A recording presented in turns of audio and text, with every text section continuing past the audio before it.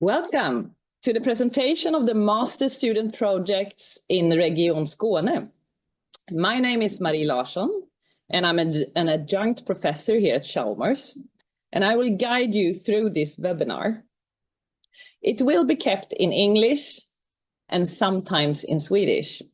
The students will present their projects in English, but I will now switch to Swedish. Så varmt välkommen. Och ett speciellt välkommen vill vi säga till lokalförsörjningsenheten eller lokalplaneringsenheten i Region Skåne, Katarina Kempe och Eva Fredlund som tyvärr inte är med oss idag, men Katarina Kempe som är med oss, som har jobbat med det här projektet tillsammans med oss på Chalmers. De har bidragit på olika sätt genom att ha de här projekten, de kommande nybyggnationerna. Men också genom att vara med och ge till exempel kritik och feedback till våra studenter. Så sent som igår då vi examinerade studenterna. Och ni kommer nu få se våra projekt som vi har jobbat med här.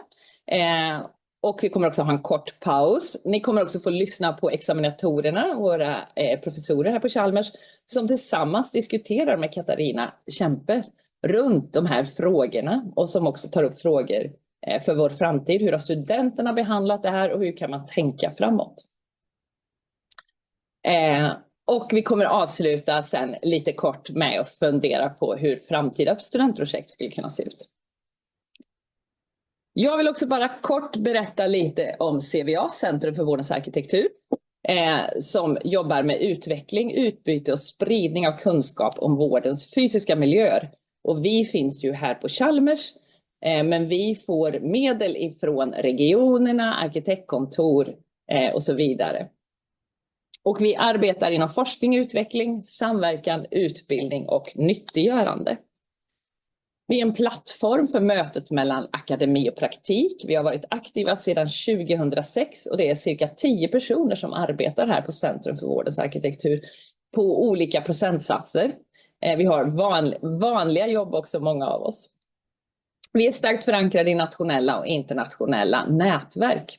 Och vi jobbar aktivt då inom grundutbildning, forskarutbildning, fortbildning, utredningsverksamhet, nyttiggörande, webbinarium, forskning och policyarbete. Healthcare Studio som har funnits nu i... Ja, men jag var ju den första studenten faktiskt som gick där 1999. Så länge har den här kursen getts i olika former. I år så har vi 2 stycken kurser, Studio 1 och 2, beroende lite på nivån på studenten, om man har läst 4 år eller om man har hunnit läsa, är inne på sitt 5:e år. Det är 15 högskolepoäng och vi jobbar alltid med ett verkligt projekt, en gestaltning av ett verkligt projekt. Och då så ska jag göra så att Katarina Kempe från Region Skåne, varsågod, så ska du få berätta lite om det första projektet vi ska höra ifrån, som är en vårdcentral i Staffanstorp. Varsågod Katarina. Hey, yeah. Hello everyone. I will take this in English because we have some international guests here at this webinar. My name is Katarina Kempe and I work as project leader for the planning phases of our health projects in Region Skåne. And I have a little short presentation I would like to share with you. Like this.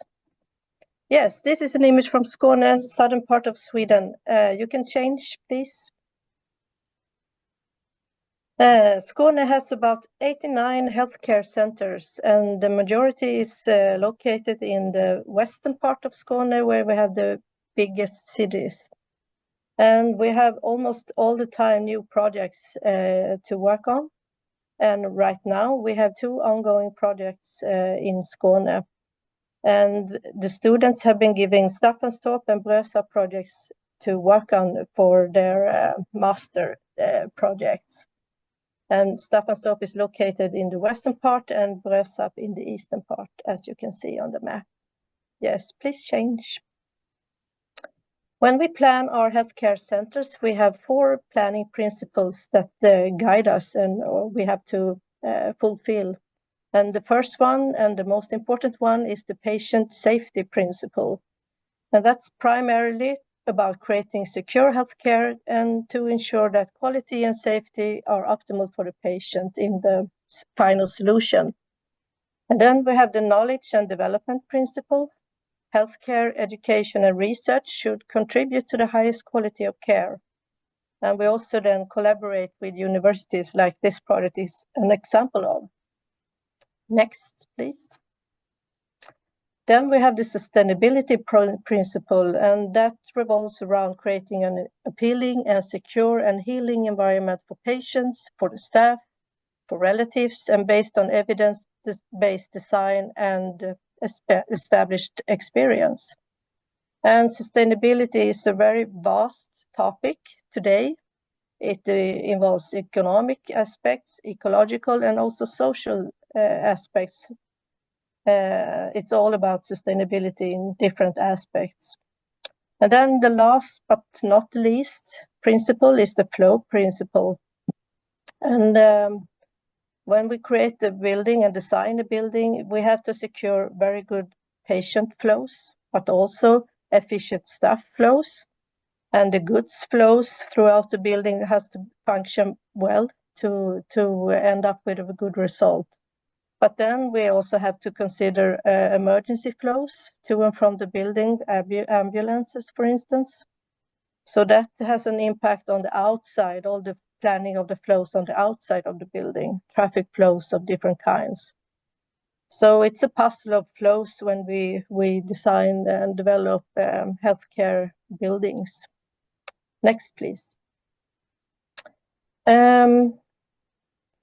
In 2016, a concept program for healthcare centers was introduced in Region Skåne, and the background is that when primary care constructed new facilities, the cost varied significantly between different projects.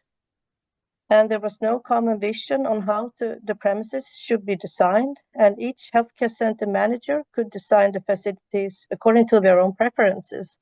So therefore, there was a desire to implement a common standard across the region.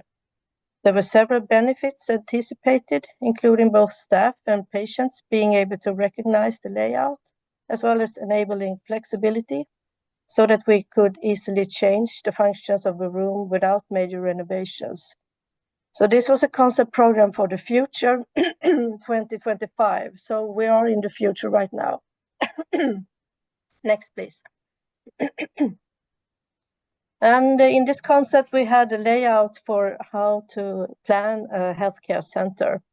And the thinking was to create different zones. The health square, the pink zone here, was the welcome area for the patients. An area where we would like to promote a healthy lifestyle, to be able to have a view of a gym, and to be able to have information about the healthy lifestyle and to do some self-checks. And then the other zoning was a green zone for patients. So in the middle here, you could see a corridor leading to the examination rooms. So the patients would go in the middle corridor and enter an examination room. And then the staff would come to the same examination room from the opposite side of the room. And that meant that we created a 3-corridor system in the layout. And this size of healthcare center was planned for 10,000 to 12,000 patients. And we built 3 healthcare centers based on this concept. And afterwards, we did a follow-up to check how did it work. And we could see both pros and cons. The pros were that you had clear zones and that a feeling of security for the staff, that they had their own zone blocked off from the patients. But then on the other hand, the patients some told us that they felt isolated from the staff. They never saw anyone working there. So 2 sides of the same topic. And of course, if you build 3 corridors, you increase the number of square meters, and square meters comes with a cost. So we could see that It's very good thinking with the zonings and everything, but an increase in square meters and then an increase in costs.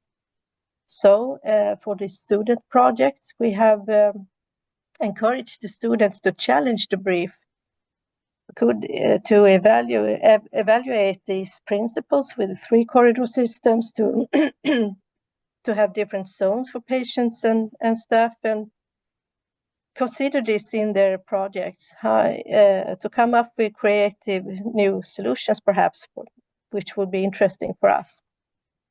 So we have welcomed that, the challenge of the brief. Next, please. And the first, the Healthcare Studio 1, they have looked at Staffanstorp Healthcare Center.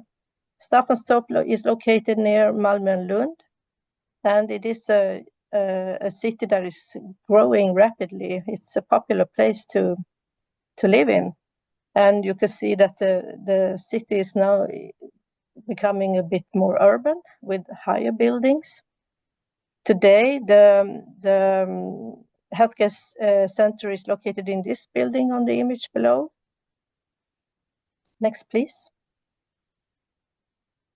And this is an illustration I have borrowed from one of the groups. It was a very good analysis of the town of Staffanstorp. You can see down south, I don't know if I can show you, but the healthcare center today is marked in a white line. It's quite centrally placed, but in this zone, the city planners want to develop new residential houses because the town is growing. So this building will be that one will be demolished, and instead it will be replaced by residential housing.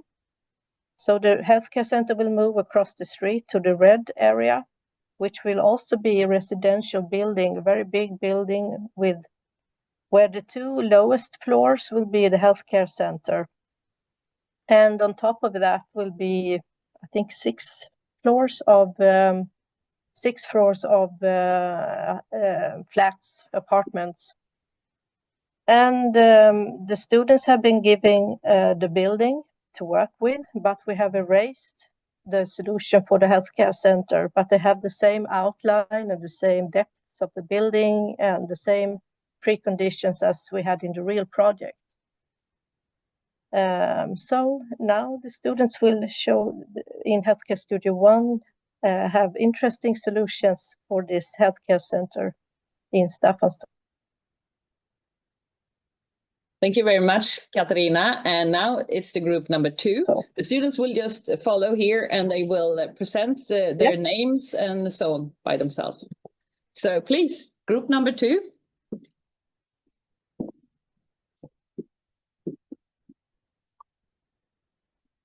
Yes, well, hello everyone. Thank you for being here. We are group number 2 from Healthcare Studio 1, and my name is Alma Bellman, and I'm from Sweden. I'm Quentin Ko.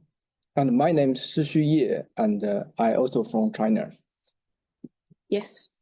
So we have named our project the Lantern Healthcare Center, welcoming and well-working and modern healthcare center. Yes. And when we looked at the new detailed plan, we noticed the planned square that connects to our site, and that this allows for new pedestrian movement patterns from the bus station. And since many of the patients listed are not living in the center of Staffanstorp, we found this very important. And we also noted some greenery views from the park located next to our healthcare center.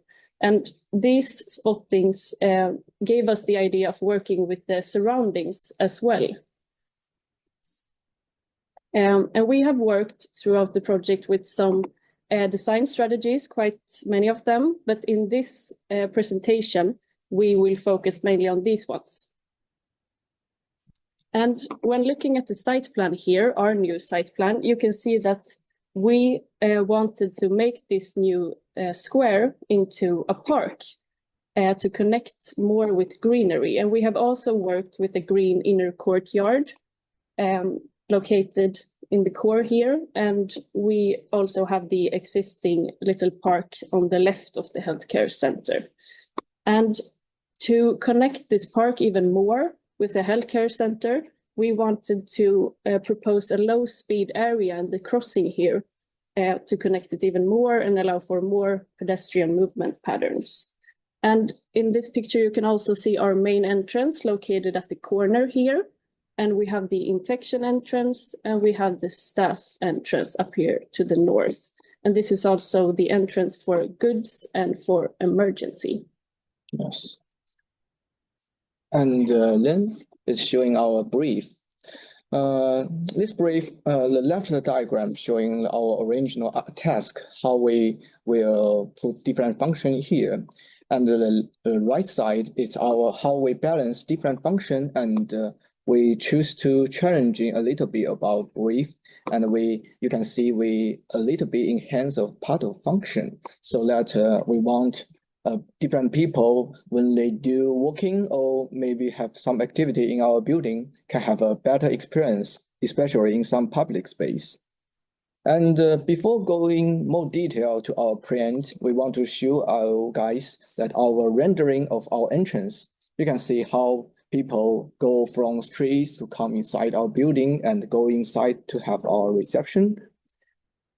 This entrance that we're showing us is just right in the right bottom corner in this place. It's actually our first very important strategy that we want have a good inviting our surrounding environment, or better all kinds of elements to have a easy and smoothly inside to our building, so it can lead people all along the street can move, have a smooth transition to our space and start have their different activity. And the second strategy we're showing our prints is we divide our function in a high efficient way, like we in the right side,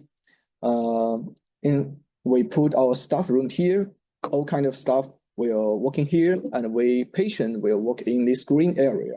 So for patient waiting and for staff working, they will working separately and don't disturbing each other, and they only meeting in this right corner. Like the floor plan say, it will say they will working very in different way. And move to the next level, the first level. You can see it's a picture of our staff room. It's a very comfortable room.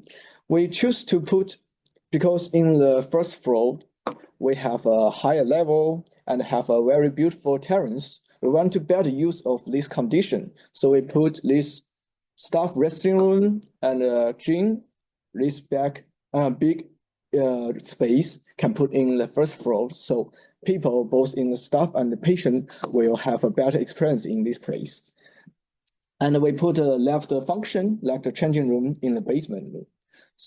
Then we can show how we use a different function in different situations. And as a healthcare center in this post-pandemic century, we designed this area could be isolated from the other parts of this building. So if some urgent situation happens, this area could be used as a larger infection zone or another use.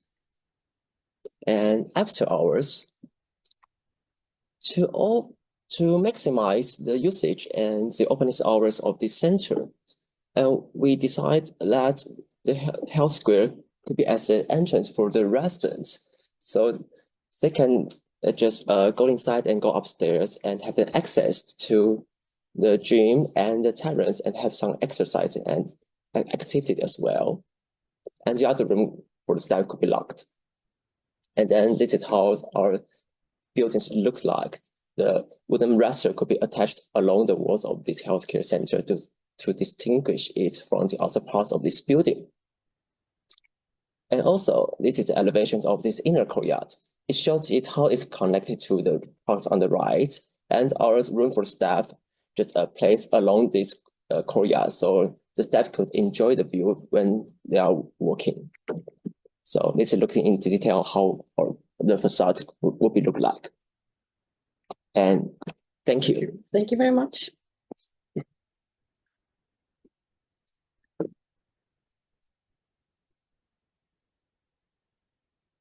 Hello, I'm Selena. I'm from Germany.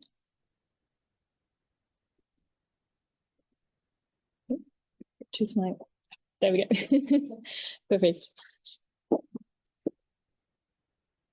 So my project, I focused on a few design strategies. First of all, that we maximize the daylight because we have a very deep building.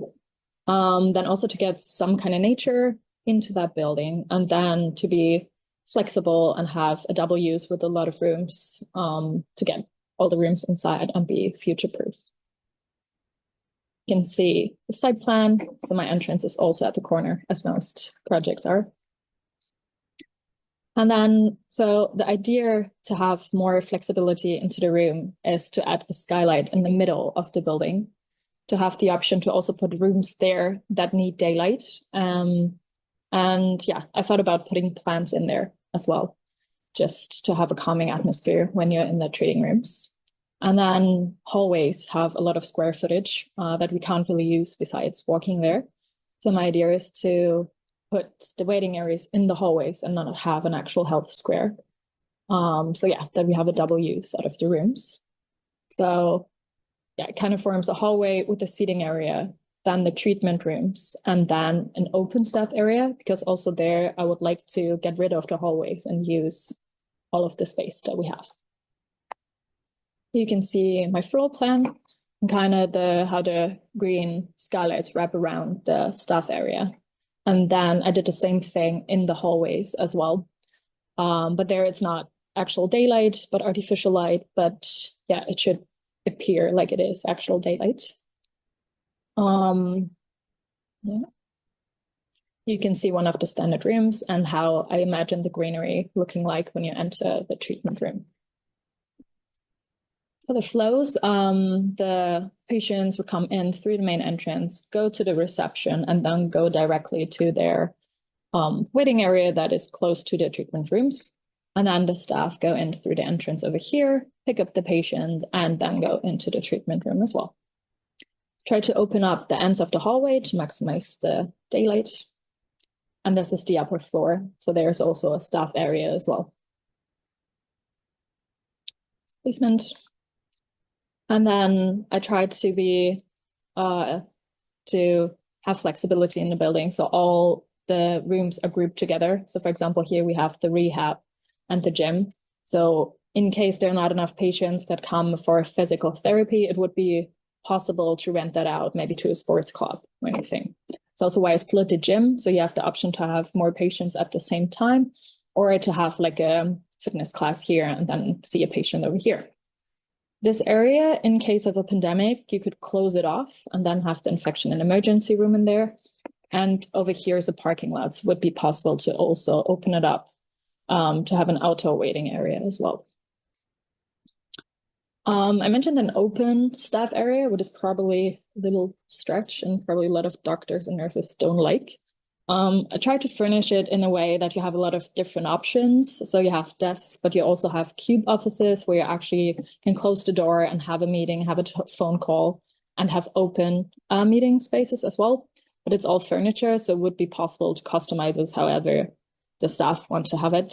Here you can see that it is possible to have normal offices in there as well, but I prefer that way. I feel like it's a better use of the space. Upstairs, you have a group room that instead of the 22 square meters, you can open up and then have a larger seminar space. And again, in case there are not enough patients in this area, it would be possible for this area to turn into apartments because it has access to the staircase that is connected to the apartments upstairs. Here are just some figures. Because of the skylights that I added, instead of 27 rooms with daylight, I have 49. And that is my elevation. I wanted to have something that grounds the building and is quite strong. So I chose stone for it and have vertical elements to kind of stretch the two floors a little bit. And then I used and enhanced the entrance a little bit so it's easier to find. Just a close-up for the vertical elements that we have, I imagined to have some greenery climbing up Obviously in Sweden, it's probably only a few months where that would work, but that's why I chose green stone so that it still looks green. And then I always have these rectangular elements where either there are windows inside, or in case of an elevator or something, it would just be blank, but it still looks like it fits into the elevation. And that is an interior perspective of how I could see the entrance being. So I have the same vertical elements that we have outside. And then here you can have an idea of the greenery. Could obviously also be used to maybe show some art that people did, or to have other things in there. But yeah, thank you.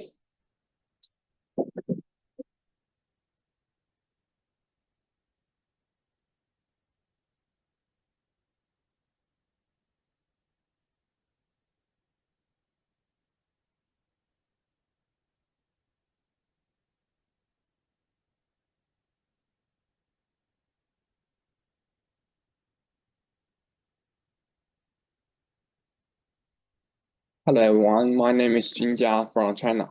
I'm Simon from China, and we are group 4. And this is our design for the new Staffanstorp health centers. Based on the staircase here, we place the ambulance entrance and the infect entrance on the north side of the buildings. And this allows for better acceptance for the ambulance from lawn and mammals. Our main entrance is on the east side of the buildings, facing the main road here, making it easier for people to find the entrance. And the south side of the building, we have placed a staff entrance and a good entrance. And we also put 2 emergency exits. And this is our design strategies. We want to bring more naturality inside our new centers, and we want the inside of building become more efficient. Staff and patients don't have to walk too far to reach the destinations. At the same time, the interior is organized, which is making it easier to change the functions for the futures. And we also want to more greenery inside to make the space more comfortable. Also, reuse the original furniture to reduce the carbon footprints. We also want the health center to be a part of community activities so that part of it is open to the residents for their activities. And also we want the people who are indoor will be able to enjoy the surrounding landscape. We also use the nature colors we saw in the areas as the main color of the buildings. We want the patient to feel warm inside our health center. And this is our functional analysis and flow analysis. Functionally, we try to place as much functions as possible that are used by the same group of people. This can greatly reduce the time people spend walking. Internal flow lines, group flow, we have adapt multiply flows solutions on the ground floors. By differentiating between patients and staff flows, it makes the flow more efficient. On the first floor, although we have adopted single floor solutions, we have to ensure that the main staff flow on the west side and the patient flow is on the north side. This also ensured a small flow. And this is our basement. We put the large storage and the ventilation rooms. And here is our ground floor plan. Our health square is designed with the 3 high space here. And we also combine the waiting areas with the staircase, with the wall of the greenery at the entrance. This is a great way to reduce the anxiety of the patients. We have placed the patient corridors here and the waiting areas close to the inner courtyard. This gives the patient a good experience while waiting. And here's our first floor plan. We put the gyms on the first floors to connect with the health squares. By using the door here, the gyms can be used for the resident during the off time of the centers, while still ensure the safety of the health center. And here's the section that shows 3 different corridors in different functions. In the staff area, you can see the skylight on the top of these rooms. The skylight windows are at an angle of 60 degrees, which can provide comfortable lighting effect into both team office and staff corridor. We designed big windows in team offices and made a wall of telephone rooms full of green plants so that staff who are working in the team office can see the green wall directly, just like they see the real landscape outside the building. For For the facade of this building, we used 3 different colors to increase the richness of the facades, which are the colors that appear frequently in Staffanstorp and can be well integrated into the local buildings. The window system on the street side is under the original system of the apartment above, and the windows on the inner courtyard side follow the grid system inside our healthcare center. Here are the renderings. And the first rendering shows the healthcare square section. Our interior design is rooted in evidence-based principles, aiming to enhance health and well-being through thoughtful material and design choices. As you can see in the picture, we used a lot of wood on the stairs, walls, ceilings, and doors, which can provide comfortable and warm environment. Colors play an important role in our design. Climbing greens are used mostly in the waiting area, both in the furniture and through natural views. The second picture shows our patient's corridor. We placed the waiting space between the corridor and the outdoor environment so that patients can have a visual connection to the natural space while waiting in the corridor. This is our design. I hope you like it. Thank you. Thank you.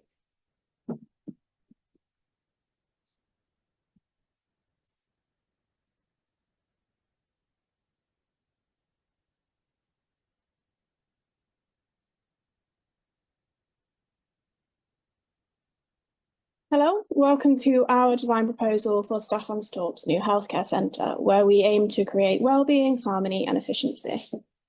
I'm Ellie and I'm from England. I'm Kevin, I'm from Sweden. I'm Zihan, I'm from China. So this is our design strategies. Now we have a centralized layout, modular design, biophilic design, and separate flows.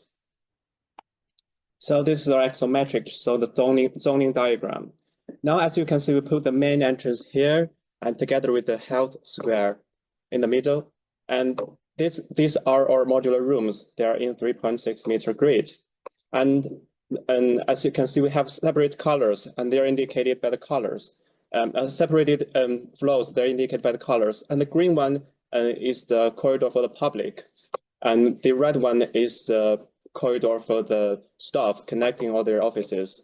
And we have another flow for the staff. After they get into their entrance, they can go downstairs and in the basement to change their clothes, and then they can go upstairs in their room to leave their food in the kitchen.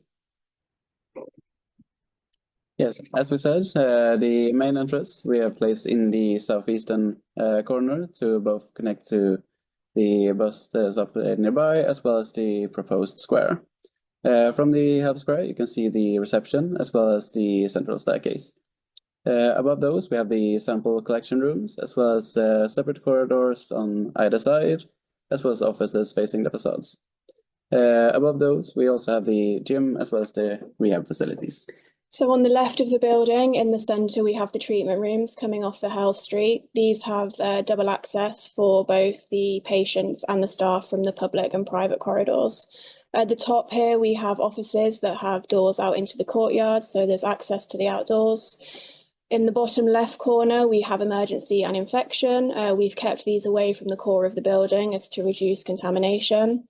And here we have the staff entrance with their private staircase and elevator, which is also an emergency route. Yes. And moving upstairs, we have above the central staircase, the upstairs waiting room from which you can reach the corridor and to the subsequent psychiatric ward, as well as more treatment rooms. In the southern part, we have the staff room that connects both the southern as well as the northern facade. From the staff room, you can also reach out into the garden terrace. So the garden terrace was designed as an alternative treatment space. So people that are having psychology appointments, for instance, can maybe have the option to be outdoors during their appointments and be immersed in nature. It's also an option for, say, elderly people that need to have more physical activity or more social integration in their lives. And it's designed to be rented by external parties also. Here we have our treatment room concept. As you can see, we've moved away from sterile materials and we've introduced wood for warmth. These are still treated with toxin-free ecological chemicals, so they give no harm to the patients. We have the wooden suspended ceiling and the desks are in wood. We've tried to keep the wood away from the most contaminated areas in the room. You can see the window above the door allows daylight from the roof light in the private corridor. And both the staff and the patient entrances have a 1.5 meter rotation for wheelchair access. Here we have the health square and the health street. So this is a view looking out into the street. We have the greenery, which is curved around the facade. So even if you're just walking past the entrance, you have a nice view in. We have the reception on the left with an adjacent printing room, which is lockable, so security measures are in place for the staff. Here we have the health street. This can seat up to 40 waiting patients for the general practice rooms. We have the group room on the left, which is glazed, but also has curtains for privacy. The seating along the sides has been designed with a recessed base as to eliminate any obstructions for people that are less able. And you can see that there is light coming from the other end of the corridor too. So there's natural light coming throughout. Yes. Moving outside, for the facade, we have decided to keep the brick as the main material of our healthcare facility. It is in order to keep consistency with the floors above. In order to distinguish our facility, though, we have decided to change the material of the brick, color of the brick. We have also worked with geometries and extrusions into the facade to reduce the noticeability in those cases where the window placement differs from the floors above. So we will finish with a perspective of the courtyard and the terrace. As you can see, it's a very green space that's been designed not just for patient and staff, but also for the residents above to create harmony in their living space. So we hope you enjoyed our project. Thank you for listening. Thank you.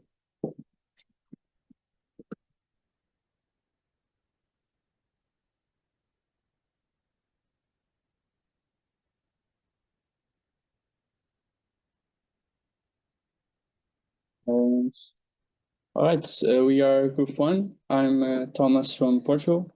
I'm Ziying from China. To start off, we will show you our site plan proposal. We kept the existing bike park because when we visited the site, there were a lot of people who enjoyed it and actually used it. Then we propose a new green path coming from the bus station along all the way around our healthcare. We have our main entrance here, our goods and gym. We have entrance here and our stuff. We also have bike parking specifically for the stuff. So let's come to our ground floor plan. The whole building is centered around public spaces here, and both the staff area and public spaces have their own centered. And we also saved some space by challenging to the brief, and the saved spaces is used for the green area here, which go through the entire buildings, and it's promoting the quality of the healthcare center. So that's on the first floor plan. And the section showed the green area. It's a combination of a skylight and a green boxes, and open lecture spaces is next to it. It's between our treatment room and office spaces here. It's not only providing daylight for each treatment room, but also it's providing a healthier and open and more open atmosphere for the staffs. And the sections show our entrance spaces. The double height and the glazed wall makes the whole spaces more open and brighter.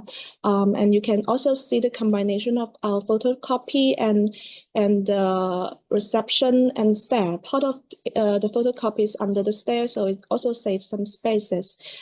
Different color also suggesting different areas, so it's easier for the visitor to find their ways. Yes, coming to our facade, we have a representation of our south elevation here. We mainly focused on brick as our main facade material due to it being the most abundant near the Staffanstorp area.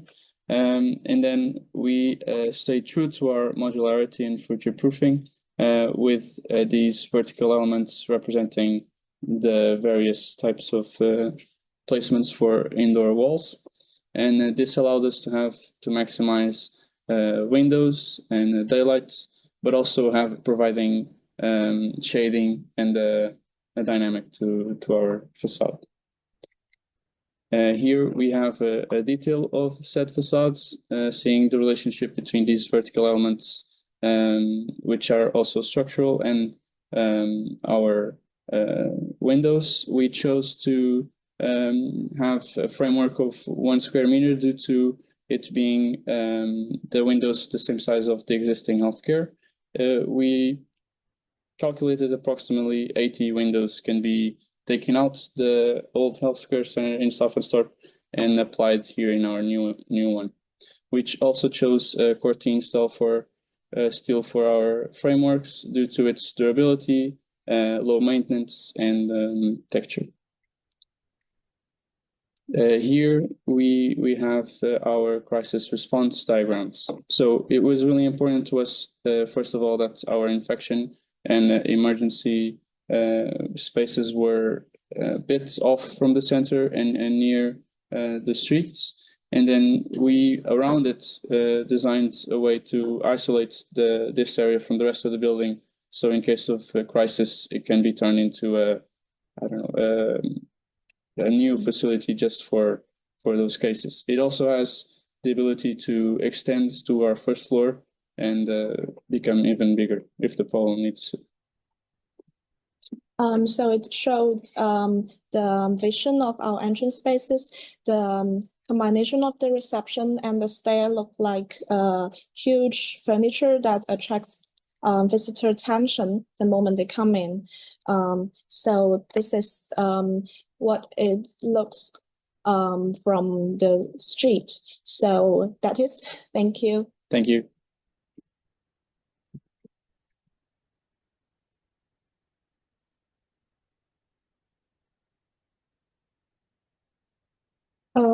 Hi, I am Han Jing Liu, and I would like to present our group project to you on healthcare center. First, I want to introduce you the design strategies of our group. The first is health promotion, achieved through creating health promoting spaces that is open to the public.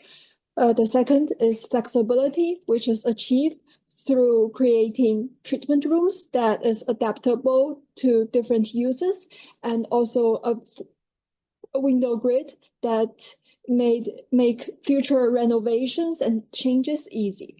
The last of our design strategies is axiality. That means we have straightforward, clearly led corridors for staff and patients within the building, and also light is led into the corridors through skylights and glasswork walls at the end of the corridor, so that it creates clear guidance and also a nice feeling when you are using the corridors.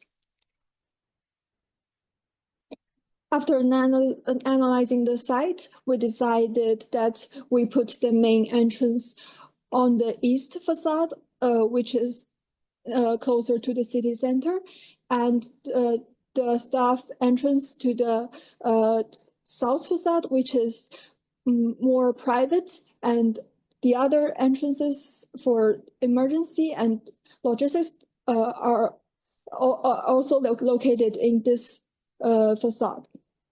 We have our area for handicap parking and drop-off directly next to the main entrance. Going into the building, we have a spiral staircase for the patients to go up and down. And for the staff, we have their own staircase to go to their working spaces. Both the flow for the public and the private are very straightforward, and the staff have their own corridors, not mixed with the public. After you enter the building, you come directly into the health square, which is integrated with the corridor space and also with some different functions, including different kinds of waiting areas and a library for storing health promoting pamphlets and books. Going through the health square, you can enter a wider corridor for the public where sittings are placed for waiting, and also a skylight is above so that the patients waiting there can enjoy light when they're waiting for their call. The treatment rooms are located on the two sides of the corridor, and the treatment rooms placed on the ground floor are mostly for diabetes, leg sore, and other special treatment rooms that are for diseases more vulnerable to elderly or disabled people. Below in the plan, you can see the staff area where a corridor not open to the public is placed, and service areas for staff are placed. The staff area on the first floor overlaps with it on the ground floor so that it saves the walking for staff when they want to travel between the two floors. The treatment rooms on the first floor are not assigned with special functions mostly, and they are larger than the assigned areas so that more other equipments can be placed into it to adapt them to other functions when it's needed in the future. This is a view of the corridor waiting space. You can see the seating area with the greenery integrated into it, and also the skylight above it.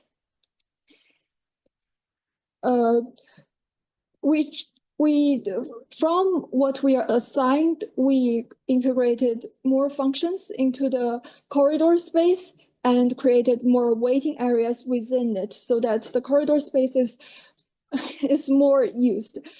And we made all the treatment rooms larger than they are supposed to be so that they are flexible for future changes if needed. This is how the building would look like from the street corner. You can see the gym that is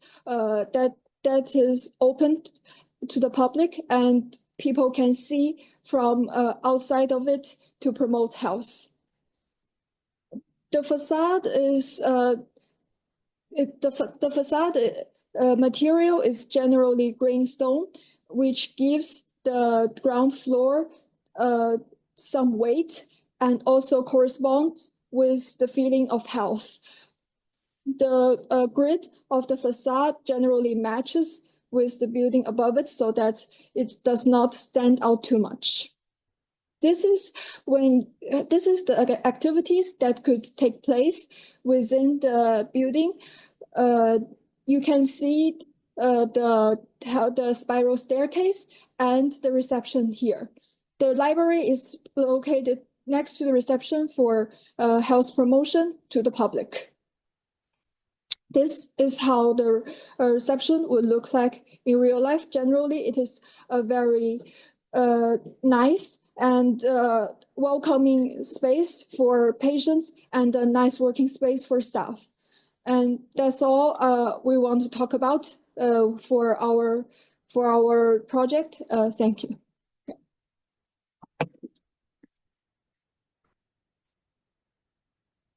So that was the last student for Staffanstorp, and I just want to say a big thank you to all you students who in very short amount of time, you've started working on this in the start of November, have managed to present these kind of plans and drawings. We have really talented students.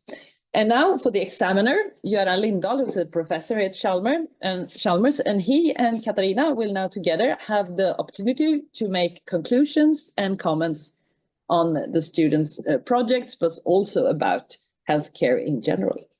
Right, thank you. Hej på er allihopa. Vi kommer nu att byta till svenska. Hoppas att komplettera ytterligare på det sättet.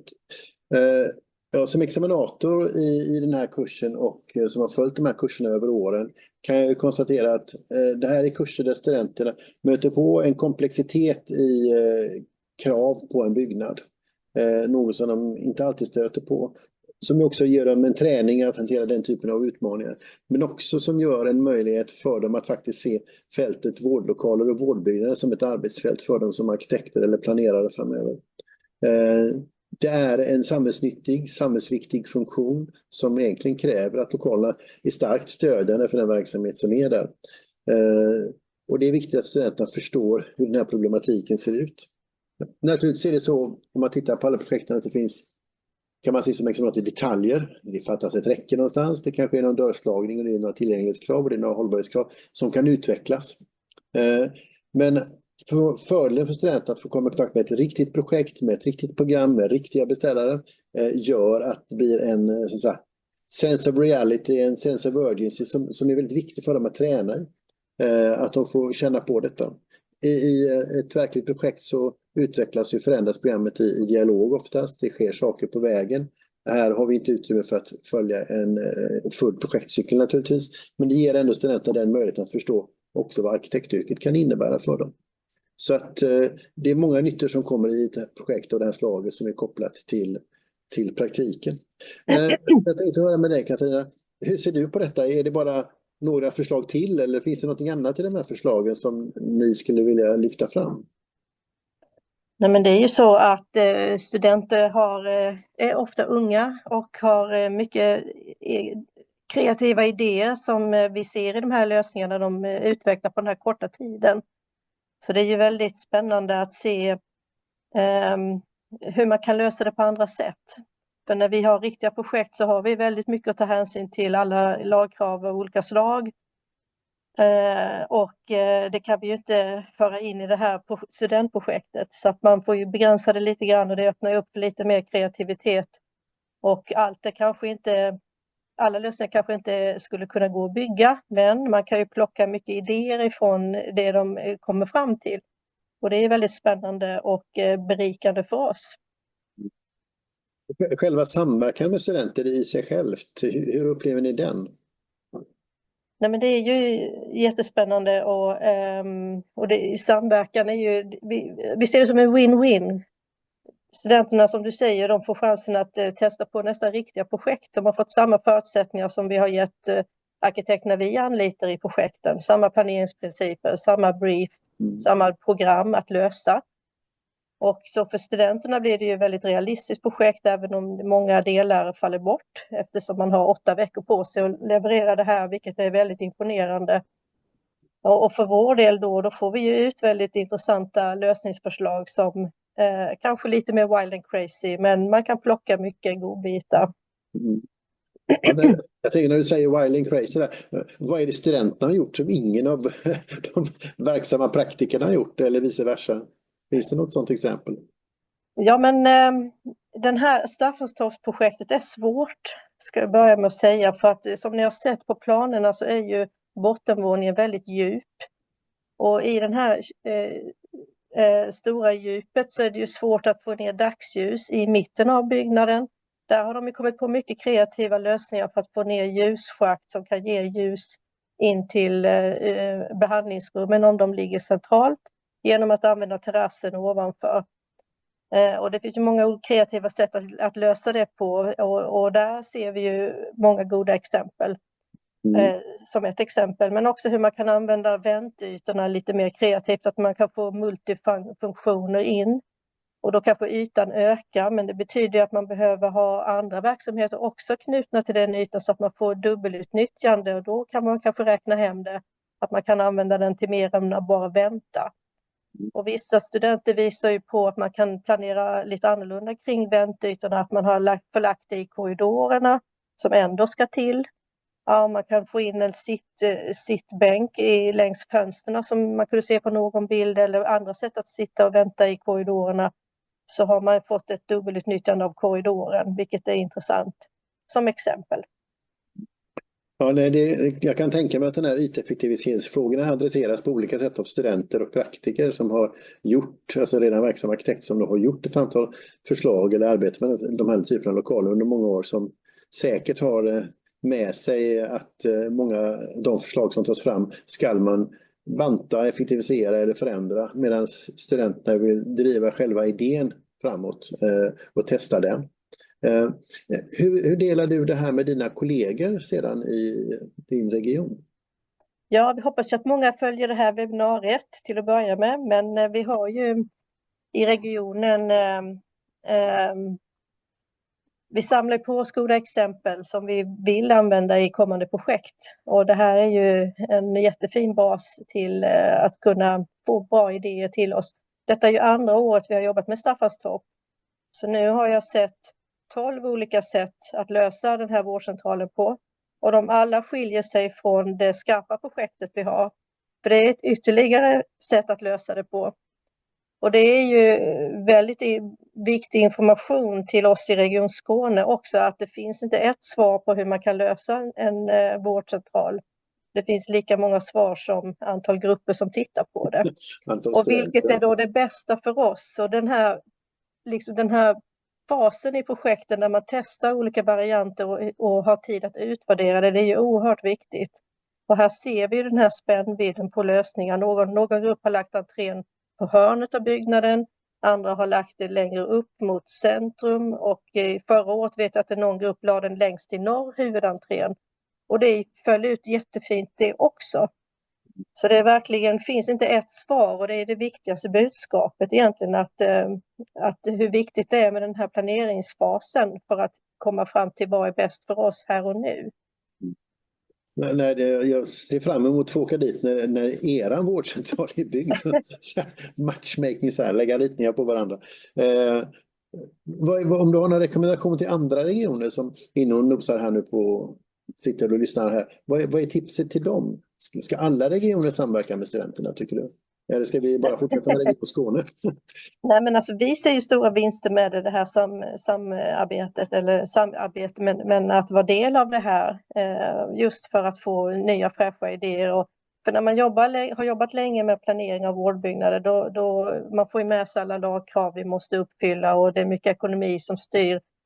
Så man blir ju kanske lite luttrad av vilka möjligheter man har. Så därför är det är energigivande att få lite fräscha idéer från studenterna, för de kan ju inte ta hänsyn på den här korta tiden till alla våra lagkrav och andra krav vi har på våra byggnader. Så de är ju lite friare av naturliga skäl för att de har inte lärt sig allt det där än. Och omöjligen kan de göra det. Så att därför så blir ju det är ju studentprojekt och det ska vara studentprojekt.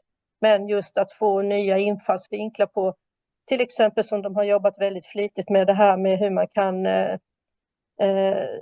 sektionera byggnaden och använda den på kvälls- och helger, till exempel med andra nyttja gym och annat på andra tider på dygnet och veckor, helger och så vidare.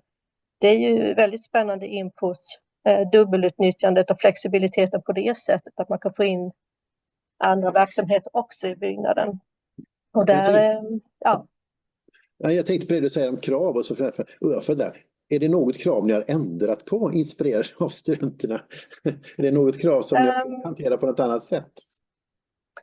Krav och krav, mycket av det vi har är ju riktlinjer och som jag nämnde i introduktionen är det att den här konceptvårdcentralen vi jobbade fram, den har väldigt mycket gott i sig, mycket bra planeringsprinciper, men samtidigt som man kunde se vissa cons, att har man en kärna med behandlingsrum så ligger de ju i det inre och har svårt att uppfylla dagsljuskraven. Hur jobbar man med det? Det är en jättefråga och det har ju de adresserat väldigt väl. Hur kan man lösa det på olika sätt? Så det är ju en stor fråga det där med dagsljus, men också separation av flöden och annat och hur många entréer behövs till en byggnad. Där vi tänker att ju färre ytterdörrar vi har så är det kostnadsbesparande och hur många måste man minst ha och så vidare. Och det har ju också studenterna tittat lite på.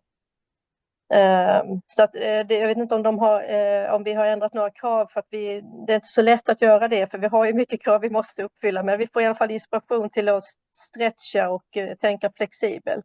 Ja. Märks det någon skillnad på att det är utländska studenter med också som har annan bakgrund? Ger det någon annorlunda input?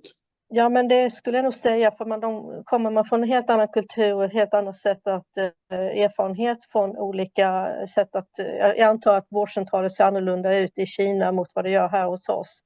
Och då har man ju med sig en annan erfarenhet som influerar den lösning de kommer fram till. Så jag tror det är väldigt, väldigt bra att de har sådana här mixade grupper. För det är ju kulturella skillnader som då kommer med och vi har ju ett mångkulturellt samhälle så det är ju otroligt värdefullt att man får in det perspektivet i planeringsskedet. Ja, nej, det är ju spännande med den kinesiska vårdcentralen i Staffanstorp. Ja. Nu ska se på. Men givetvis är det så också att man får belysningar, inte bara tekniskt och lösningsmässigt men kanske också utifrån andra kulturella ståndpunkter. Så att det är klart att det är en viktig fråga. Jag tänkte bara avslutningsvis också, naturligtvis är det ju också så att från våran sida så är ju det här att ha möjligheten att jobba med skarpa projekt med riktiga regioner så att säga, gör ju en dimension av detta arbete som ökar trovärdigheten och också ökar kvaliteten vill jag påstå på den grundutbildning som görs här. Och förhoppningsvis så lyckas vi också få ett antal studenter intresserade av just vårdmiljöer och planering av vårdlokaler som kan gagna oss framöver då. Kan jag också säga då för de av er som tittar att om ni sen söker upp de här projekten så kommer ni finna allting från så att säga, krisfrågor till biofiliska frågor till tillgänglighetsfrågor till praktiska frågor till olika materialfrågor. Så här finns ju ett spektrum av frågeställningar som de har adresserat i detta som vi också har sett i de mer detaljerade presentationerna av studenter. Så jag tackar dig Katarina för den här stunden och nu tänkte jag be Marie ansluta här. Ja.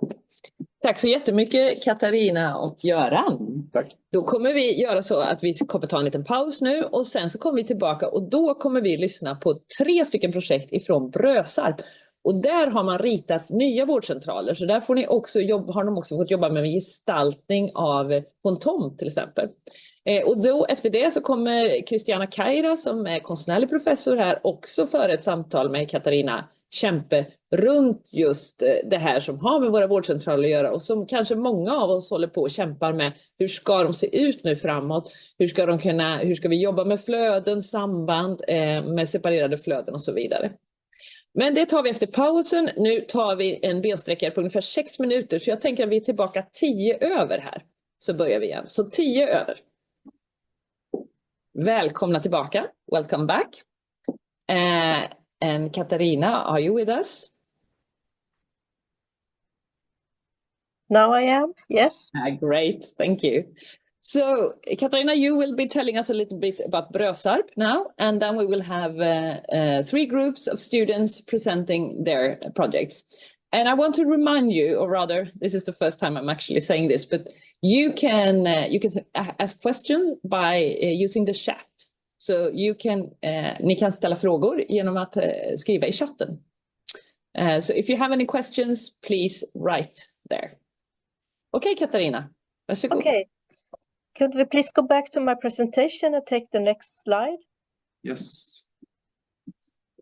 I will just say a few words about Brösarp, the other site that we are working on here.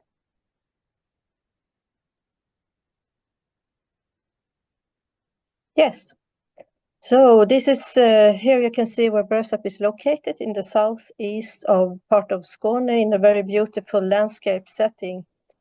And today the healthcare center is in this old doctor's villa, really charming house. Originally, the doctor would live on the upper floor and they had their practice on the ground floor. And then, of course, that's not the case anymore. And the whole house has been extended several times. And it's very charming. And they have the smallest possible reception, really cute. But of course, the flows and the functions in this old villa, old house, they are not up to date. They are not functioning the way we want them to function. And they can't even fit, for instance, physical therapy at all. So that part is in a separate building. Next slide, please. So this is a little also borrowed from group 3. Thank you. This analysis image of Brösarp. It's a small village, just 750 inhabitants, but the healthcare center has 7,000 listed patients today. That means that more than 90% of the patients come from outside Brösarp. That's a special situation. They also have a lot of summer guests, extra visitors to this region during summertime, also using the healthcare center. Today, you can see a little pink building on the map in the middle. That is the placement of the villa here, yes. Today, where they are located, and they will leave that in a few years now and be relocated to the left site, nearby the road, passing by the small village. And in this area to the left, the students have been given 3 possible placements sites to put the new healthcare center in. And in the right, in the middle of the site, there is a brewery, which is a little bit maybe unfortunate for the planning of this development of this site and to place the healthcare center. So also this project has some difficulties. But from the corner here, from this site, you can see the hills of Brösarp. So it's also a good location from that aspect. So that's just a short introduction. Yes, one more thing I'd like to mention is that the real project we have in Brösarp is much smaller than the Staffanstorp one because there are fewer listed patients here. Staffanstorp had 12,000 listed patients, and here the maximum will be 7,000 for what we can see in the future also. So we have given the students the same brief as Staffanstorp. So it's a slightly larger student project than the real project we have here, just so for information. So because 7,000 would mean a smaller program and less difficulties to solve for the students. So we have given them the same brief as Staffanstorp. So now I think we should look at the projects. Have the first group presenting Brösarp. Welcome. Thank you. Are we allowed to start? Yes. Okay. Hello and welcome to our proposal for the new primary care center of Brösarp called Skåne Square. My name is Eleanor. I'm from Gothenburg. I'm Jordi from Barcelona. And I'm Carolina, and I'm from Gothenburg as well. For our project, we wanted to keep it traditional and meet the scale of the small town of Brösarp. The building is split into 3 volumes and slightly displaced to bring down the scale. The core is glazed to bring in light, and we add gable roofs and familiar materials to the buildings. Here we can see a section of our building and the scale in the neighborhood and the hills of Brösarp in the background. And for this task, we received a brief, which we analyzed and then challenged. The main difference is that by placing a large part of the communication in a bright core, we minimize the space that is hard to use, and we bring down the corridor factor to 1.2.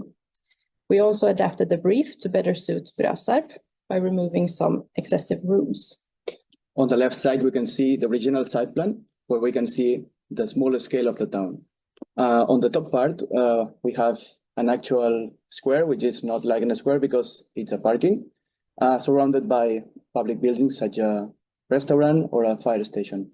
Then on the middle of the plot, we have the brewery, which has been like the main problem of this project. And here we have our site plan proposal.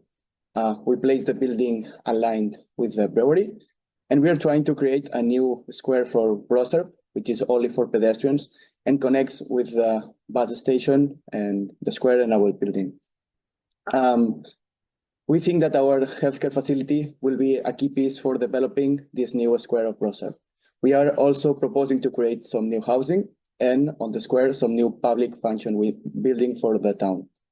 On the right side, we can see the ground floor of the building, where we try to express this idea of connecting the health square with the new square of Brösarp.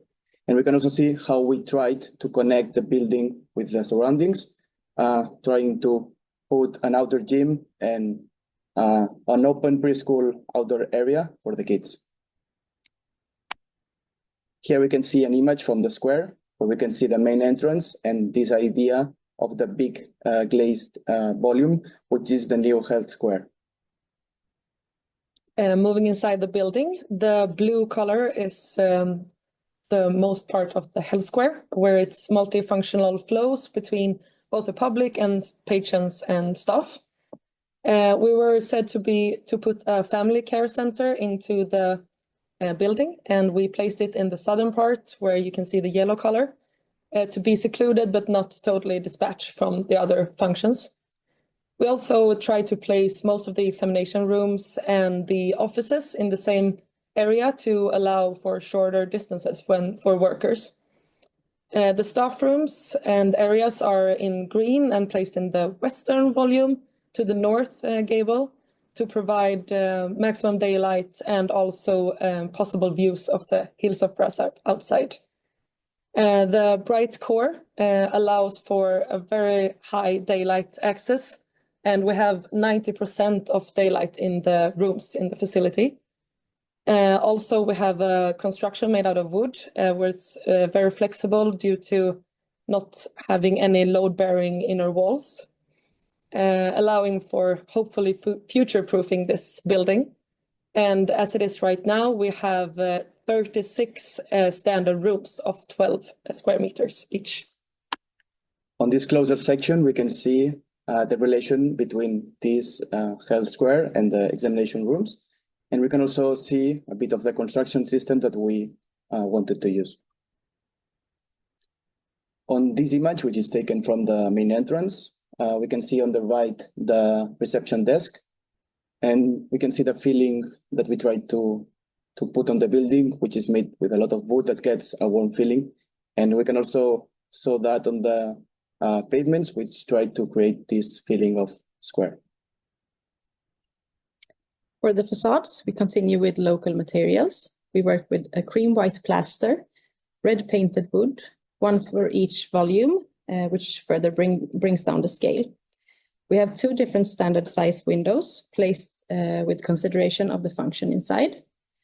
Functions such as staff room, gym, and open preschool is placed on the gables, allowing for bigger openings there. Our section here below runs through the health square and the courtyard. And this is a view from the northern square, where you can see the brewery that's there right now to the right side. And this is the main entrance, the health square, the core, and also the western facade with the red wood on it and plaster base. And since we don't have so much time today, there's also, if you're interested, a 20-page booklet that you can have if you want to, just say so. And with that, we want to thank you so much for listening. Thank you.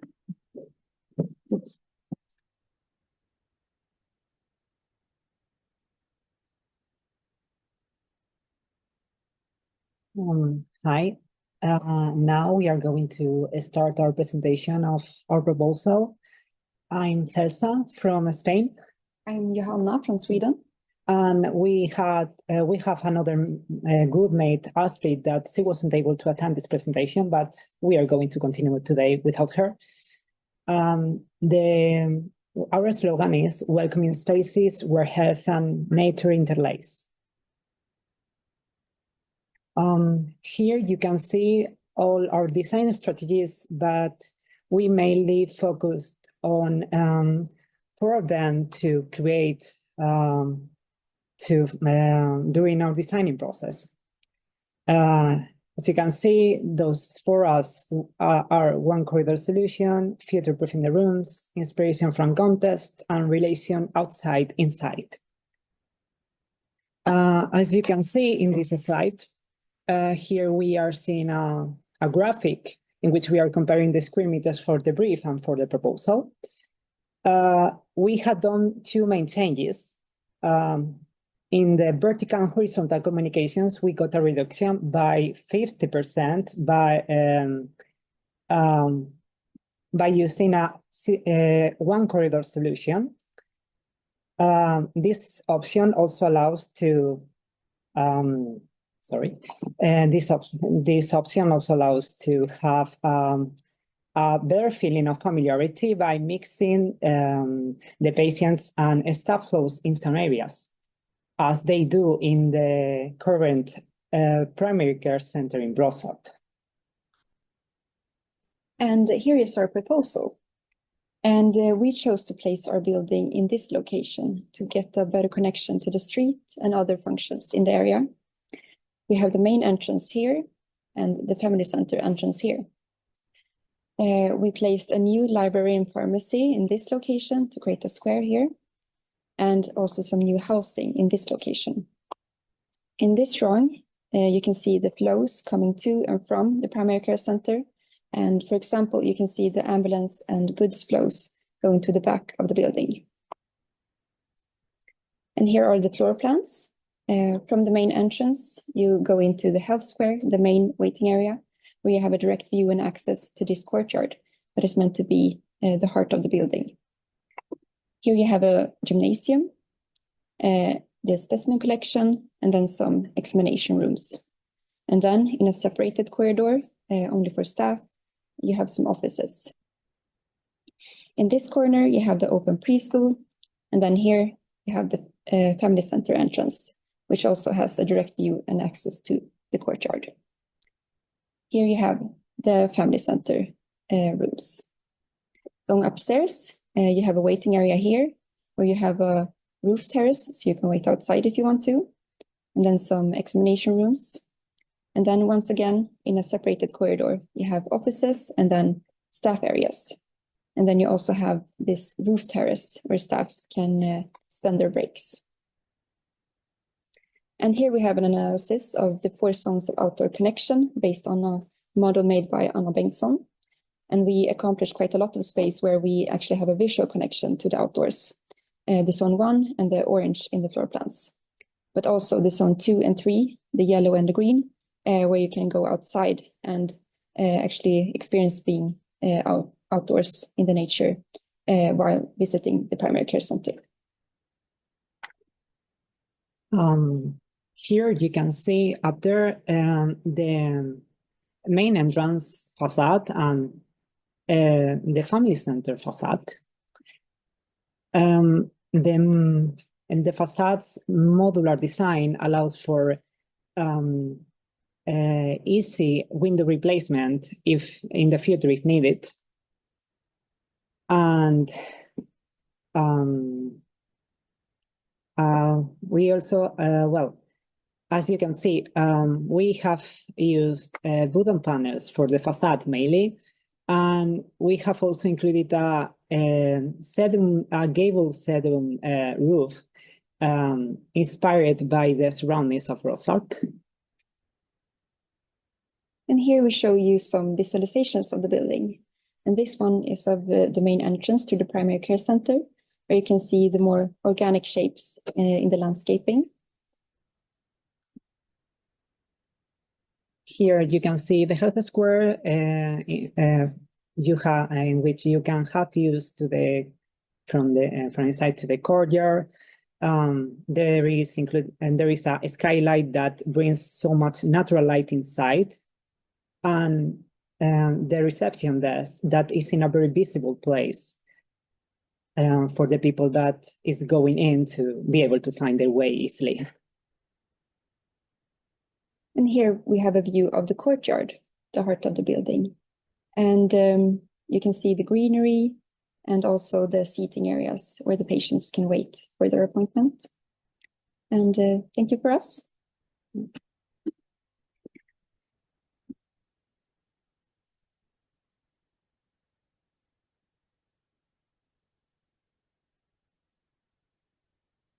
Perfect. So we are group number 1 from the Healthcare Studio 2, and we will introduce our project Brösarps nya vårdcentral.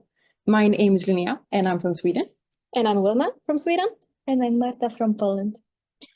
Perfect. So we will jump right into our design strategies. So when working with this project, we want to make sure that we have a very cohesive approach of how to work with it, focusing on functionality, aesthetics, context. So for the first strategy, we want to make sure that we really understood the site and how to work with activating the entire plot of the project, while still integrating local typologies to make sure that our project is well integrated in its surrounding. Furthermore, we're working with a very strong emphasis on biophilic design that allows us into working with how we can incorporate greenery, lights, but also views to the outdoors. And this also very much aligns with findings in evidence-based design and how we work with patient experiences.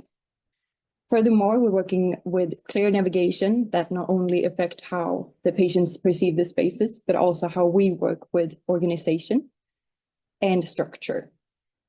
And furthermore, as we're working with future-proofing and flexible spaces, it's really about how they can expand and shift in usage for the future. And lastly, we have an approach of using sustainable materials that then lead us into how we can work with durability, functionality, and cost efficiency. So the master plan includes a library positioned on the north part of the site with views over Brösarps backar.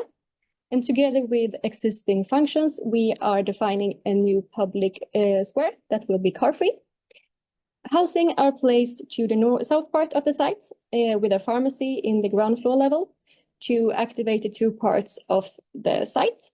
And the primary care center will be placed opposite to these housing volumes. So the primary care is located to the south, just next to the green preserved area and clearly visible from the main road. The emergency goods and staff flows are placed on the south side of the building, separated from the other flows.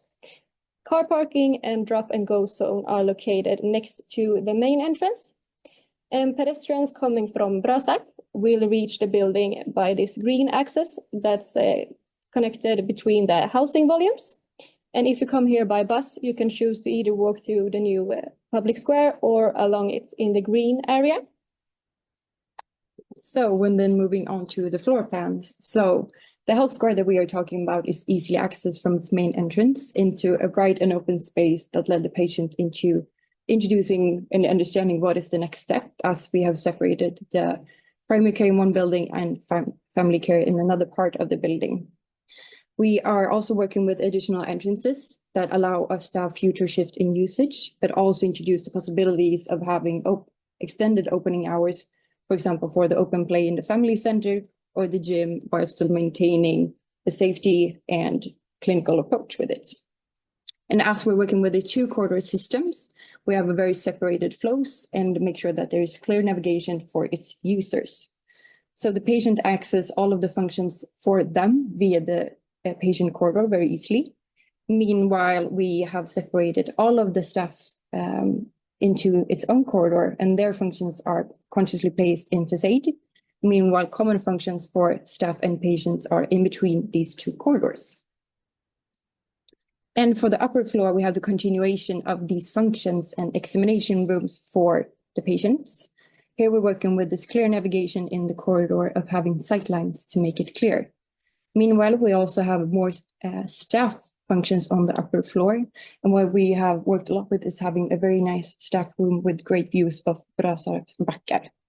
And this upper floor is reached either for patients by the centrally located stairs in the health square or the nearby elevator, or for the staff in their designated central located stair. And we'll also introduce an upper level waiting area that really activate the height and the space of the health square and continuation of this concept of waiting in the health square. So as we have mentioned, we are working with this double corridor system that separates the flows for staff and patients. And the same method is applied for the vertical flows that's also separated. In the visualization to the left, we see the view that the patients will see when arriving to the main entrance. And to the right is one of the patient corridors along the examination rooms. And here we go to facades. To our facades, we use free materials, standing, steam metal roof, wooden panels, and the glass. And our main goal for the exterior of the building was the balance between modern and traditional.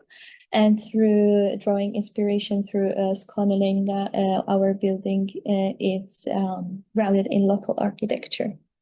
And when it goes about the challenging the brief, the 4 main changes which we made was calculations, which allowed us to optimize the number of examination rooms. We decided for a double corridor system instead of triple corridor system, which gave us access direct and indirect for the sunlight to most of the rooms. And we also saved some square meters.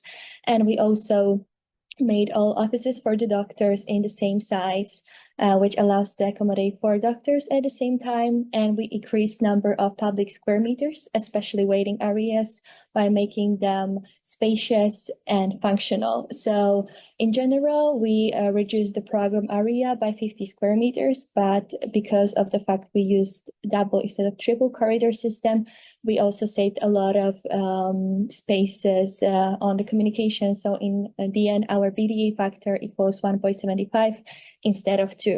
And we end this presentation with the view for our project from the west side, showing the harmonious connection in greenery from the other public square. So that's all from us for today. Yes. Thank you for your attention. Thank you.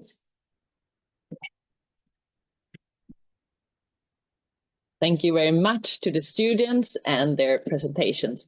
So now to our examiner, Katarina Kempe, who's an artistic professor here at Chalmers, and Katarina Kempe, and they will have the opportunity now to talk a little bit about the project, but also about healthcare facilities and their challenges. So please. Christiana, we can't hear you. Sorry. Thank you very much, Marie.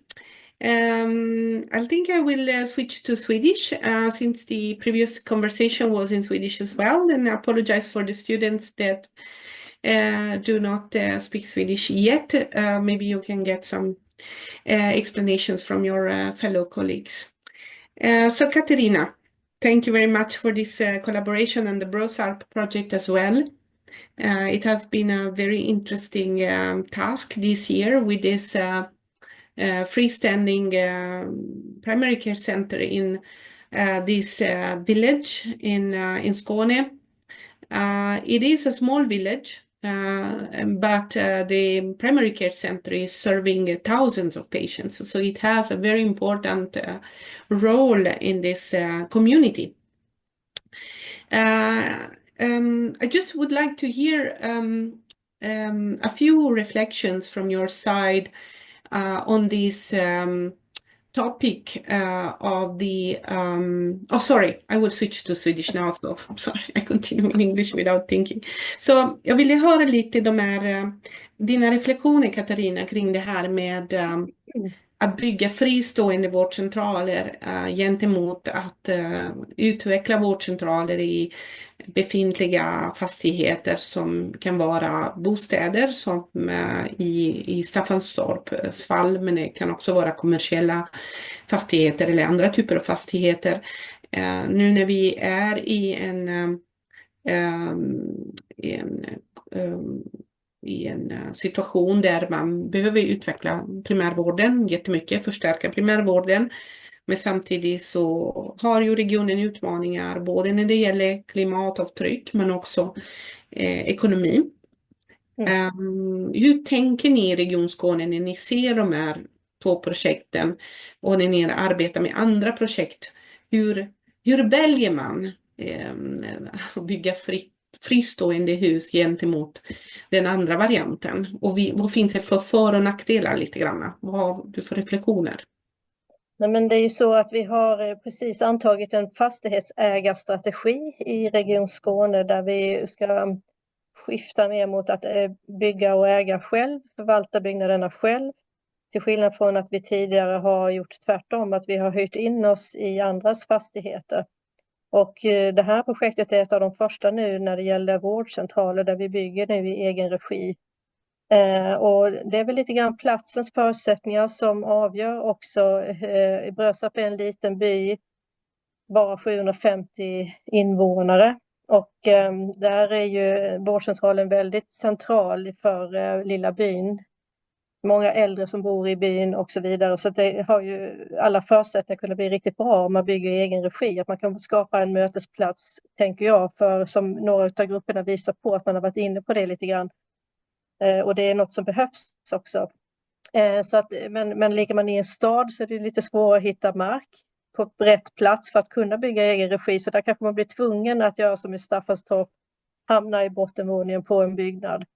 Så det är lite grann också var någonstans behovet finns. Så vilka förutsättningar man får. Och den här strategin som ni har nu fastlagd, vad är huvud, om du får berätta då, vad är huvudanledningen ni väljer att främst vilja bygga fritt? Nej, det är väl ekonomiska anledningar först och främst. Tänker jag att man har ett ägarskap över sin egen byggnad och man kan påverka vilken typ av byggnad man väljer att uppföra. Men också då att man har ett ansvar för drift och underhåll framåt.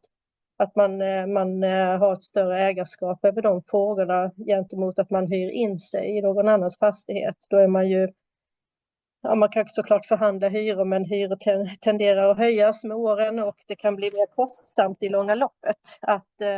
Så det är mycket därför vi har tagit fram precis antagit en fastighetsägarstrategi. Väldigt intressant tycker jag. En till fråga jag har.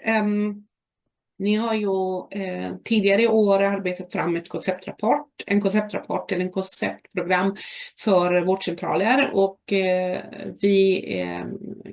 CVA tillsammans med PTS har ju även senare då arbetat fram konceptprogram för primärvård och i de här så diskuterar man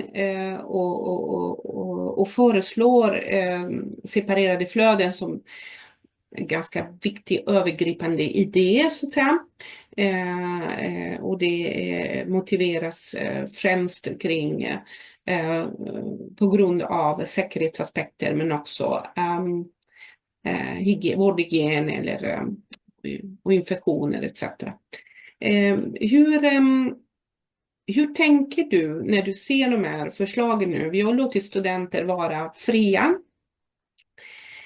kring att välja en typologi just för att vi ville gärna att man skulle belysa möjligheter och även se konsekvenser av de valen man gör kring separering av flöden, komplett separering av flöden, delvis separering av flöde och eller att ha faktiskt enkla korridorer och en mer blandade flöden mellan personal och patient.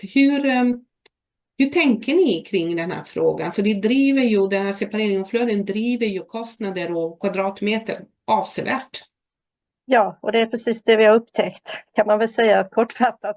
Att konceptet byggde ju på den tanken att vi har separerade zoner, vilket man kanske ändå kan ha till viss del. Och att man ser en fördel att personalen har sin egen zon som inte patienten alls har access till. Och att patientens zon är väldigt tydligt avskärmad. Och det fanns ju också en säkerhetsaspekt i det här, att man kunde känna, det kan ju uppstå vårdsituationer och då har personalen sin egen zon avstängd från patienternas yta. Men i konceptet så kunde vi se att det byggde på 3-korridorslösning och det byggde också på att möjlighet att lägga behandlingsrummen i hjärtat av byggnaden, då har man problem med dagsljus. Och då var tankegången att personalen går in och tar emot patienten och sen går de ut och gör administrativt arbete i zonen utanför som har dagsljus. Men också det är ju någonting, de här arbetssätten är ju också under utveckling med de här framtida digitala SDV-systemen som håller på att implementeras. Så kanske man kommer att direkt journalföra tillsammans med patienten, att man jobbar man gör detta till viss del åtminstone i patientmötet. Och tanken med det är ju kanske att behovet av att göra journalföring efteråt minskar. Man kommer fortfarande behöva såklart, man har ju digitala möten med patienter och då behöver man ju sitta i vissa rum och göra den typen av patientmöten. Men de här arbetssätten är under utveckling. Och vi har kostnadskrav på oss nu, att vi märker att det blir dyrt att bygga. Vi behöver tänka på vilka kvadratmeter bygger vi och var lägger vi dem bäst. Så det är därför det är väldigt intressant att ha det här samarbetet, att få lite nya sätt att lösa det på från studenterna. För de har ju varit mycket friare och de har ju fått lov att ifrågasätta och tänka fritt och komma på lösningar. Och vissa grupper har valt att helt separera, medan andra tänker att man kan samsas i samma korridor. För förr eller senare kommer ju patienten möta personal i alla fall i patientmötet. Men vi har ju inte några givna svar här och nu, så att det finns som pros and cons. Och i utvärderingarna vi gjorde på de här 3 byggda, då fick vi till oss från patientgrupper att vi ser ingen jobba här. Nej. Var är alla? För de var ju i sin egen zon. Så det blev väldigt kort möte med personalen, och kanske i en sån här liten by som Brösarp där vårdcentralen är väldigt central. Många äldre kommer dit, och när vi var och besökte den befintliga vårdcentralen, där är man så nära varandra hela tiden, och personalen ser att nu har tant Agda kommit dit igen. Hur mår hon? Och kan man ställa några frågor bara i förbifarten, och det betyder jättemycket. Sen kanske inte det upplägget passar i Malmös alla områden. Så det är kanske också så att olika lösningar fungerar olika bra beroende på var man är någonstans. Så och det är ju... finns kanske inte ett svar. Och det är det som är lite utmaningar med när man tar fram de här typen vårdcentraler då. Ja. Att de ska kunna fungera i olika kontexter, och då är det kanske, alltså från typ vårdcentraler kanske bättre att prata om konceptvårdcentral, för i ett konceptprogram så kan man ju ge olika alternativ. Ja. Och sen så beroende på den geografiska, demografiska eller kulturella kontexten så kan man ju anpassa det. Vi såg ju de här förslagen att man får ganska stora skillnader också i typologin om man väljer den ena eller den andra varianten. Ja, eller något mittemellan. Absolut. Och det här med flödena och så vidare, godsflödena eller de här supporterande flödena är ju också otroligt viktiga att få dem på plats här. För att liksom, och det handlar ju om att få en lösning där det fungerar väldigt väl. Där ambulans in och ut är optimalt. För händer det en akut situation, då ska det funka smidigt, och det påverkar väldigt mycket vad man planerar, vilka rum lägger man närmast och så vidare. Så att det har inte bara med separationen av de olika grupperna att göra, utan hur man organiserar lösningen också. Absolut. Så det är mycket att tänka på när man planerar vårdcentraler, helt klart. Jag har en till fråga faktiskt just om vad man ska tänka på, och det är det här med vad vi har lärt oss av covid-pandemin och vad som kan komma i framtiden med resistenta bakterier etc. Hur tänker ni kring de aspekterna när ni planerar nya vårdcentraler? Det är också kostnadsdrivande att planera för möjlighet till att separera delar av. Hur tänker man där? Ja, men det vi kunde se i utvärderingarna var av de här 3 nybyggda enligt konceptet. Då hade patienterna fått stå utomhus i ur och skur och köa utan något väderskydd överhuvudtaget. För när de planerade så fanns ingen pandemi. Man hade en egen ingång, men där fick man jobba väldigt kreativt på plats och lösa det temporärt på något sätt. Så den här erfarenheten har vi verkligen med oss när vi har planerat för åtminstone i den här storleken på vårdcentral, så har vi ju en infektionsingång för smitta. Men där har man ju också önskat, där har vi pratat mycket om, behöver vi 1 rum eller 2 rum och kan de ha någon form av eget insteg för att få lite väderskydd och hur löser man det? Men som många studenter visar, de har ju visat på att här kan man sektionera av en del av vårdcentralen om det skulle behövas. Men behövs det inte så är det bara en vanlig del av vårdcentralen och det är ju det optimala. Och då gäller det att organisera lösningen så att du kan få till den här möjligheten till att du tar ett hörn och den här blir nu infektionshörn separerat från resten. Och det har ju flera studentgrupper visat på väldigt bra lösningar på hur man kan tänka där. Och då kan vi ju ha både och. Super. Jag har en till punkt som jag skrivit upp här och det är det här med ekologisk hållbarhet, alltså era klimatmål och så. Man har ett stort arbete framför sig att arbeta mot klimatneutralitet i byggbranschen. Och ni är ju stora beställare av offentliga fastigheter. Vi har försökt i den här kursen utmana studenter med att tänka hållbart, arbeta med modularitet, cirkularitet, med trästum, med gröna tak. Man hinner naturligtvis inte allting på en kurs och de har ju inte alla specialistkompetenser som man har i en vanlig, så att säga, i ett riktigt projekt ute i verkligheten, så att säga. Men vi vet att det finns en liten utmaning kring det här med trästomme för vårdbyggnader, framförallt gällande brand.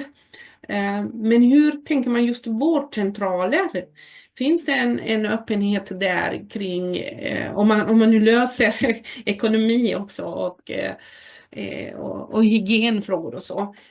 Ser ni möjlighet att just vårdcentraler skulle kunna vara byggnader som har den dimensionen? Ja, nej men så här är det att vi har ju krav på oss att uppnå miljöbyggnad 4.0. Och energin i våra byggnader har vi guldnivå på, men byggnaden i sig silvernivå. Och det är rätt hårda krav på hållbarhet och miljö. Och brandkraven är ju tuffa när man planerar vårdlokaler, men det har öppnats upp lite grann där man har differentierat vilken typ av byggnad det är. En vårdcentral har ju inga inneliggande patienter, det är ju bara dagverksamhet. Och det är ju nummer 1 då, att man skulle kunna tänka lite annorlunda kring val av stomme och så vidare för att uppnå olika aspekter. Medan den tyngre, större sjukhusen, där är det ju en annan sak. När man har inneliggande patienter så är det andra krav på stomme och hållbarhet ur ett riskhänseende helt enkelt. Och sen återbruk har ju kommit ganska stort nu. Vi har ju krav på oss att gå i bräschen för ett miljöansvar som en offentlig beställare. Och att börja återbruka och återvinna material som en grupp visade på i Staffanstorp. Och man kan återvända teglet från den byggnaden man river, kanske också fönster, som en teori. Och det ligger ju helt i tiden att börja tänka i de banorna. Vad kan vi återanvända? För att vi måste börja göra det. Och sen när det kommer till bästa val av stomme. Trästomme har ju länge hetat att om vi växer till trästomme så är det bästa. Sen har det visat sig att det kanske inte är så enkelt att beroende på byggnad och höjd och dimension och allt så kanske det är mer klimatsmart att använda en grön betong eller vissa andra konstruktioner. Så att det händer ju mycket på det området som vi måste ta till oss och ta med oss det senaste och välja rätt materialval för rätt projekt. trä där det gör mest nytta av olika anledningar. För att ha träinslag som studenterna visar på, det ger ju mycket för den här sociala hållbarheten. Vad är det för miljö vi skapar i byggnaderna? För att man har ju evidens för att träinslag är en bra miljö, både för personal och patienter. Att man kan korta vårdtider genom att använda rätt materialval och utblicka mot grönska verkligen sänker stresshormonerna för personal om de sitter nära träd och grönska, och inneliggande patienter kan skrivas ut fortare om de har en bättre miljö. Så det är ju verkligen en ekonomisk vinst i att planera miljö och klimatsmart också, plus att du får en vackrare miljö. Och det är ju bara en win-win där också, tänker jag, för helheten. Samtidigt som man i det korta perspektivet kanske ibland har svårt att räkna hem om det kan kosta lite mer här, men så sparar man in det i långa loppet med kortare vårdtider och färre sjukskrivna i personalen som man har kunnat visa på där man har jobbat aktivt med de här frågorna. Så det är väldigt spännande det som händer nu framåt, hur vi börjar ställa om också. Jag har en sista supersnabba fråga, för jag tror vi har bara 3 minuter kvar för vårt lilla samtal här. Men det känns som att det här med Brösarps projektet, studentprojekten visar att vårdcentralen är i ett kanske utanför storstaden, blir ju en väldigt viktig mötesplats för för medborgare, nästan som ett vardagsrum för medborgare som skulle kunna tillföra väldigt mycket mer än bara vård. Hur tänker du där? Liksom, kan man ju tänka sig vårdcentraler som blir mer än bara vårdcentral? Ja, men absolut. Det visar studenterna på här att man skulle kunna göra så mycket mer av det här instegsrummet och knyta olika funktioner till det. Och Brösarp är ju så litet och har ju inte några riktiga sådana mötesplatser, så att man skulle kunna tänka sig att man integrerade apotek eller kaféer in och sånt här. Om man hade möjlighet till det, hade det kunnat bli en samlingsplats. För vi ser ju också att vårdcentraler hamnar i köpcentrum på olika platser i landet. Och då är de en del av ett annat sammanhang. Man går och handlar lite grann om man fikar och så går man till vårdcentralen. Och det hade man kunnat skapa i liten skala även i Brösarp, vilket jag tror hade varit berikande för befolkningen att ha en sån plats. Och sen är ju en helt annan sak, hur finansierar man det i ett sånt här projekt? Och det blir ju betydligt mer komplicerat då, om man vill få in de bitarna. Så att det är ju en helt annan fråga. Hur kan man realisera det på något smart sätt? Men det hade varit berikande för hela byggnaden du kan skapa då, om man hade anslag för att kunna göra något sånt mer gemensamt. Då hade man ju kunnat planera det annorlunda, så att du hade fått ner kanske ljusschakt på ett annat sätt för att du ska skapa en annan typ av rum i mitten med olika funktioner som inte egentligen är kopplade bara till vårdcentralen, apotek och annat. Så då blir det en annan del som måste läggas till projektet. Exakt. Ja. Men då, det är vår tid över här. Marie ska ta över och tacka för det här dagen. Men Katarina, jag vill tacka dig personligt också för samarbetet. Det har ju varit väldigt givande att arbeta med er och att studenterna fick chansen att arbeta med 2 riktigt konkreta och spännande projekt. Tack så mycket. Nöjet för oss från vår sida också, absolut. Tack själva. Tack så mycket. Vi har faktiskt en fråga från en deltagare här på webbinariet som undrar lite, och den frågan får du, tror jag, Katarina, svara på, om hur man har tagit fram programmet. Hur har dimensioneringen gått till för de här vårdcentralerna? Staffanstorp har ju 12 000 listade, och i det här konceptprogrammet som vi hade då hade vi en rumslista baserad på uträknat för att kunna passa 12 000 listade 10-12. Men vi har ju också utgått från de befintliga vårdcentralerna. Hur många rum har de av olika slag? Är det lagom eller behöver de förändra någonting när man ska bygga nytt?